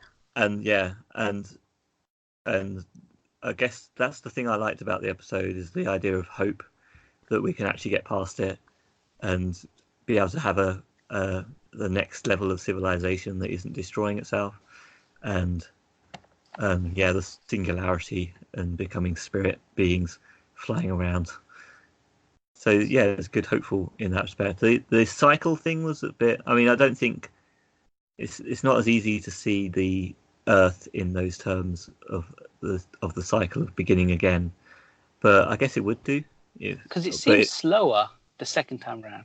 Yeah, well, we're just seeing one snippet though. So because what we've seen so far, when they've stood over the planet's evolving constantly. Like, they're in the revolution, and then it became the next stage and the next stage. It was happening quite quick, but in the last second where we see the planet, and maybe it's because the refrigerator's not plugged in anymore, they showed the dinosaur longer than they showed any other part previously. True. Yeah, I just saw that as a live action, sort of showing us something happening rather than it was trying to show us an event rather than the development. Mm-hmm. But it's a good point. I didn't really think about that. Anyway, I really like this one. I think mainly because Mary Elizabeth Winstead is in this one. Yeah. And Topher Grace. Well, I did like it, but rewatchable. I didn't really want to rewatch it. This one's fresh. So I have to give this you're calling it now fresh. I called it. You're calling it. I'm going to call it rotten because I didn't really want to rewatch it. It could have been good, but I didn't really want to rewatch it. It's boring. It's not enough sex and nudity. It's okay, but once you've seen it once, you don't need it again. You know what's going to happen. It's fine. You can skip forward to the end and go, oh yeah, look, that's what happened. So rotten. Only just rotten. It is really good. I like the hope. I like that side of it. But I mean, they use live action people as well, which is cheating. They didn't even animate the thing. They could have animated those two characters. No, I mean, if you can get two good-looking people in your film, have them. That's what I say. They didn't even sleep together. Why didn't she get naked? They've just moved in. This is what film's all about. Exactly, they christen the place. They're a couple. Don't. They've just opened up the freezer and some crazy stuff is going on. Yeah, how are you going to have? First thing they do is have sex and pizza. They just ordered the pizza. What are they? Well, they ordered the pizza because really? No. Anyway, it's fresh for me. So then that brings us on to I'm joking. The next episode, and this one's all for you. This is what's the story, My Guy Monkey? I would like to know first. The Secret to War. The Secret to War. Is this the one where they are fighting a war? The title says war. Okay, so I'm just going to guess. It's like red. It's like Russian. Army. Yeah, they're Russians. Yeah, that's the one. We think it's Russian. And it looks like they're fighting a war. At first, I assumed they were fighting a war against humans, as you do. It looked like a classic Call of Duty or something going on. Like it looked like a video game in that respect. It's good animation still, though. Sort of on the realistic side. And then you find out the people that they're on edge about. They're about to fight are some sort of monster alien creature things. If they make it through that situation, shoot them all. Then, in case you didn't notice, I wasn't interested in rewatching this one. So, but then they have they talk about the origin of these creature things. Yep. And where they came from and stuff, yeah. The bad guy wanted to raise them. They're sort of demons. They performed a ritual to summon them there. Yeah. And then the demons, I think, killed the guy that summoned them. Yes, so they turned on him, yeah. They're just on the rampage. Yeah. And then the next thing we see is they've found a sort of nest, some place where just huge amounts are going to come out of. Yeah. And it collapses in on itself, and there's just loads of them. So they decide to bomb it. Try to bomb it. They send off one guy on a horse or something. I think it's a horse. To go and alert like the greater powers, because they might not make it through this battle, and they're just trying to contain the creatures. And it's all action oriented, so that's about all there is to it, really. They all die, I think, in the battle, but then reinforcements come at the end, and that's the end. Yeah, it's very well put. There's a bit where because this is, as you said, there's a lot happening. Anyway, there's a guy stood behind like a rock, and he puts a gun to his head and he shoot himself because he'd rather get shot dead than get killed by these things. Basically, I think it's Russia who are trying to win the tide of war, and then they come up with this idea of bringing up this this army of the dead, or Hades, or whatever they referred to it as, and they summon this thing. So I think when he read the book, they had two choices. Let's kind of keep this hush hush, or do we tell someone because there's a big implication.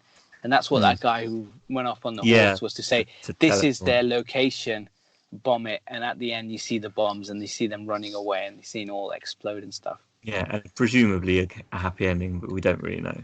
We don't know. They might just survive it. Yeah, they could be more underground in those burrows that we don't see, and they could survive. Yeah. Yeah, I mean, they're creatures from the underworld, presumably. So, not above ground weapons might not actually really. They might kill them, but it doesn't stop more coming up. Yeah, maybe they just respawn and just keep going. Yeah, so even if they kill, let's say 100 of them, but there could be 50 more coming up through the undergrowth or wherever they come from. It's well animated. What do you think? I really like this one. I thought there was a sense more. This is almost like the way Dump could have gone. You go for a slightly more horror kind of theme initially, because there's only one, or there's only one or two, and it feels a bit more kind of they're isolated, they're on their own, and it's more kind of there's a danger that they will definitely be killed. But then as they survive the first kind of attack, and then they go down and they get into the tunnels and the rest of it, and the whole hordes of them come out, and you're thinking maybe one might survive, maybe, and as the show goes on, becomes apparent none of them will. Yeah. I really like that. This is The one I did watch a second tension, time. I did watch a second time, and Yeah. this was all substance. This was a good story. This was a good through line. Shooting, Call of Duty fan. I mean, there was a bit of shooting, sure, yeah. There was a bit of killing and stuff, but yeah. We'll have to do the Call of Duty series at some point, because you're going to love that. Just pure action, shooting all the time. Yeah. I enjoyed it. For me, this one, it's because of the way we do our ratings. How often could you rewatch this? I mean, well, that was my choice. You can rate it however you want. If you've seen it once, you know what's going to happen. Yeah. But it does have that. I do like the tension building and the rest of it. Yeah, I would say it's fresh. I'm not going to listen to you anymore. Good. You should be doing it the same way I did it. I think, when I watched it the first time, I remember now you remind me sort of the tenseness of the situations and how who's going to survive and who's sacrificing themselves, that they're doomed. All of that stuff is good. But because it was action, I didn't really want to rewatch it, so I gave it a 40% of rotten. Okay. So, yeah. But it was good. Yeah, it was all right. Rotten. Good. I really liked it. Rotten. Rotten. So the last episode, episode 18, depends. Obviously on your Netflix. Yeah. Okay. Do you want to tell me what the story name is, and shall I get into it, or? You tell me the name, and then I'll tell you the name. Okay. Alternate Histories. Alternate Histories. Okay. This one is called Alternate Histories. Yeah. What's the story, my guy Brig? Oh, that's your version. That is my version. Okay, so I can sum this up in a couple of minutes. Right, this is nice and easy. It seems like there's some sort of simulator or app, and in the app you could say what ifs, or kind of show me an alternative timeline. So what would happen if, and he chose, what happens if Adolf Hitler died as a child, and like the potential consequences of what would happen if he died literally walking out the front door, if he died a bit later on during that day, if he died with various different methods, and what would that repercussions be to the future.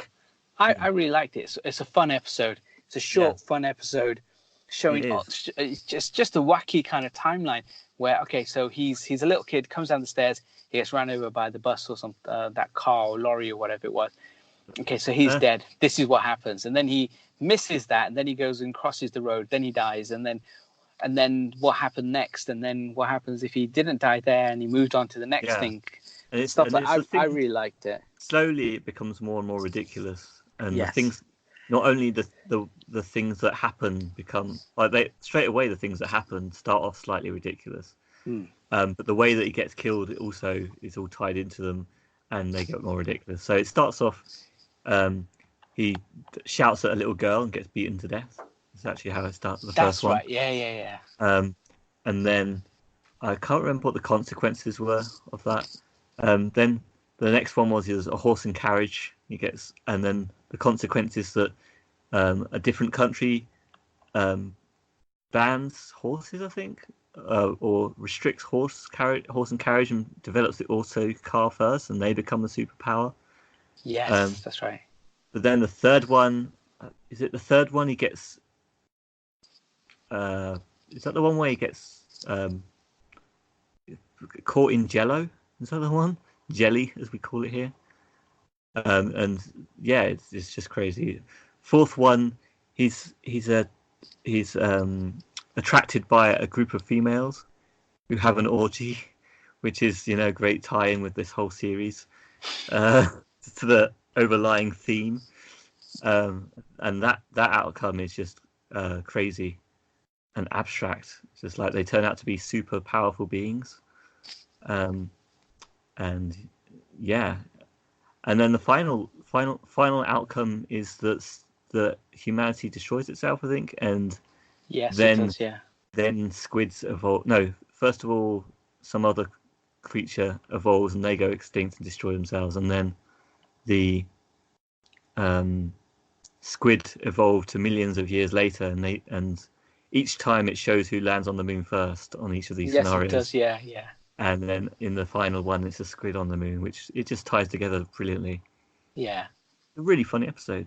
It's really good, really fun. It's good to kind of just say to someone, look, make an episode almost like a what if example.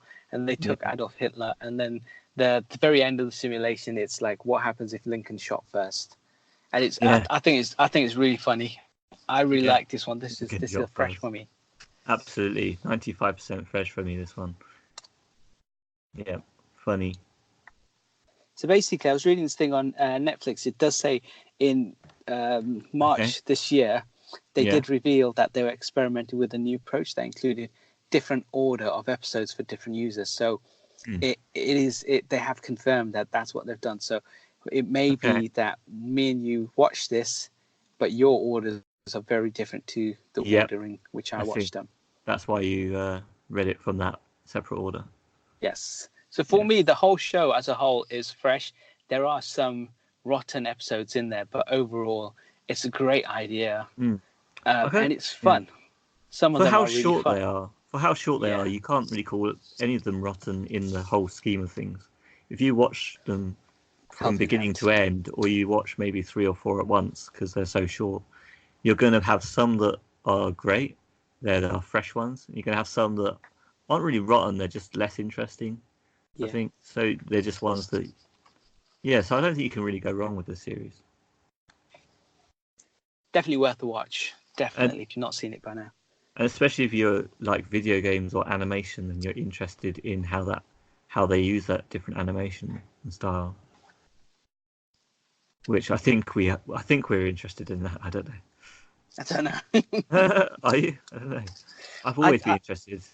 Yeah, I like that Borderlands. The way the Borderlands one opened up, because that was very different kind of cartoony feel, and then you get stuff like Team Fortress, which is what Fortnite is like, and then you have games like Half-Life and stuff. There's one we haven't talked about. Is there one more still? Okay. Yeah.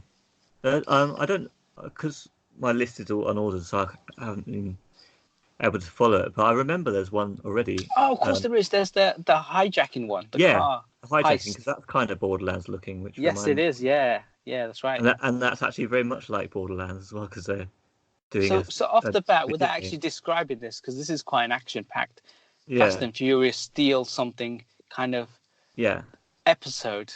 Yeah. Fresh or rotten? Fresh or rotten? Rotten for me. I thought you'd say that, right? This is a really good episode, which just like showcased these people trying to steal something, and it turned out that the thing that they're stealing from was actually able to fend itself off against most of these attacks, and actually kill them. So if Vin Diesel was coming to steal whatever's on the convoy, most of his crew would be killed. I like that. But then I think it turns out that they just used those bodies and they were elsewhere the whole time or something. That's what I didn't like about the episode as well. Like the reveal was just like, oh, it's just like a video game. We're all fine. But we didn't really care whether they died or not.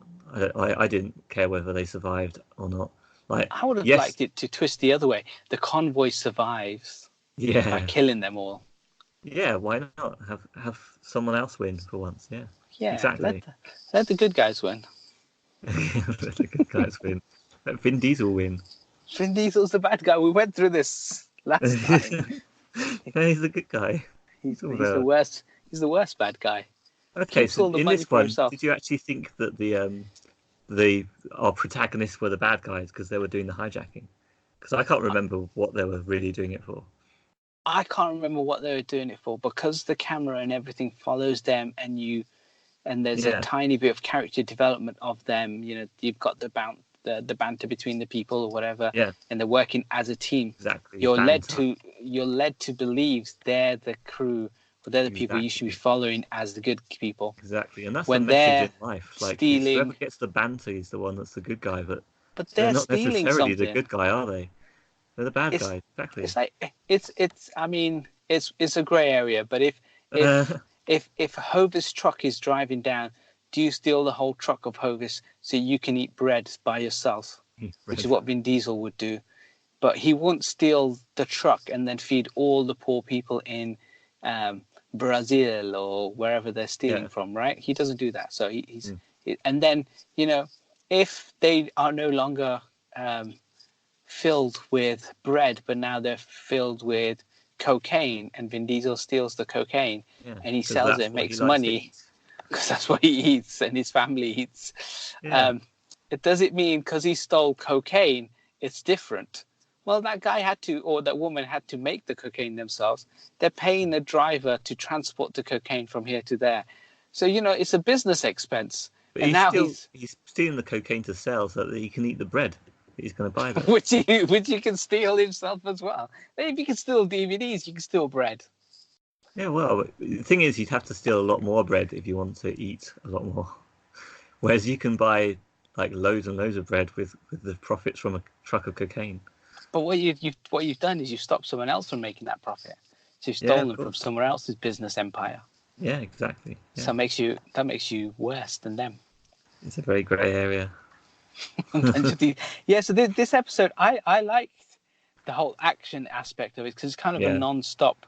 You get kind of put straight into it, and they're doing this heist thing. But then it's the end reveal I didn't like. I wouldn't have minded if he jumped off the final character jumps off and he or she is the last person and the crew has been killed and the stakes are high. Then you feel like there was something to, because you watch it a second time and you'd be like, well, it doesn't matter if he dies now, it doesn't matter if that character dies. But if they all died and you realized that information that he stole from them was going to solve world hunger or something, was going to help the yogurts in the thing that they were working on, then you're like, okay, I'm down with these guys, and I feel for the guys who died. But I didn't. It's a fresh episode, though. Fresh episode. Rotten. Definitely rotten. It was very much just Borderlands. Like it is Borderlands. Different characters with different. It felt like that as well, didn't it? Like Mordecai was there. It felt like it was Roland was there, or Brick.